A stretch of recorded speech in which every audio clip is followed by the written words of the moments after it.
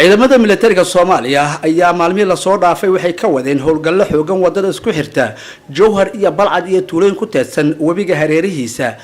waxaana maalmihii la soo dhaafay howlgalka ay wadeen ku bogaadiyay baarlamaanka dowlad goboleedka Hirshabeelle mas'uuliyiin horkacayo madaxweyne ku-xigeenka Hirshabeelle ayaa maanta gaaray deegaanka Qalimow oo ay ku sugan yihiin ciidamadaasi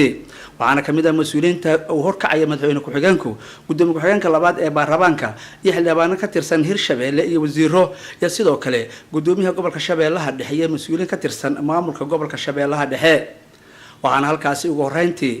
waxaana baarlamaanka dowlad goboleedka Hirshabeelle uu gaarsiiyay ciidamada halkaasi ku sugnaa deeq isugu jirta raashin iyo xoolo nool oo ka kooban 2 geel ah waxaana wareejiyay gudoomiye ku-xigeenka labaad ee baarlamaanka waxaana ka gudoomay saraakiisha ciidamada militariga halkaasi ku sugan horeyntii waxa halkaasi ka hadlay waxaana halkaasi horeyntii ka hadlay taliyaha howlgelinta qaybta 7-aad ciidamada xoogga dalka Soomaaliyeed gaashaan la sare Maxamed Rashiid afgooye wuxuuna bogaadiyay maamulka Hirshabeelle waxaan in kaga mahad celinayaa sida qiimaha iyo qadarinta leh oo har iyo habeen noo hor taagan tihiin oo markasta dhaxanta iyo qorraxda noola qaybsataan sida aad had iyo habeen nooga warqabtaan waxa aan ku noolnahay iyo sida aad noo qadarisaan waa in kaga hambalyeynaa har iyo habeenna waxaan leenahay sida noola taagnaada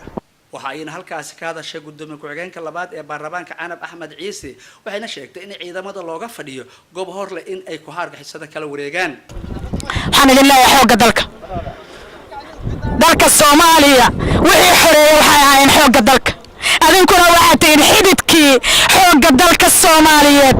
waxaan idin leeyahay ciidamada xoogga dalka Soomaaliyeed oo soo jeestay halkaa waxaan rabaa deeqda yaroon maanta halkaan keenay deeqda ku xigta inaan geeyo Daynoob Hashi beesha la yiraahdo Gamboole iyo Bariiraan rabaa inaan tago inaad iga ballan qaadaan Gamboole iyo Bariir inaan tagno oo aan inta taga laga soo noqonin aan degmooyinkaas dhex fariisano sida meesha aad u degtaan ugu dambeyntii waxaa goobta ka hadlay madaxweyne ku-xigeenka Hirshabeelle Cali Cabdullaahi Xuseen wuxuuna cadeeyay in maamulka Hirshabeelle uu garab taagan yahay howlgallada ciidamada militariga Soomaaliya ay ka sameynayaan deegaanada Hirshabeelle Allaan u mahad celinaynaa noo suura galiyay inaan soo booqano maanta ciidamada qalabka sido furmaha ay difaaca uga jiraan waxaana leenahay hambalyo waa dadaasheen waxaad tihiin tiirka ay ku taagneed dawladda Soomaaliya waa ka mahad celinaynaa dadaalkiina iyo dabar adeeg aad u dabar adeegteen nimanka nabadiidka ah dalkan dhibaatada ku ah ee u diiday deganaashadii ee u diiday horumarkii waqtigiina aad u hurtiin aad u go'aansateen way idinka mahad celinaynaa Hirshabeelle hadii Ilaahay raalli ka noqdo xoog xoolo waxaan hayno waa idin la garab taaganahay saacad walba idin garab taagnaahayna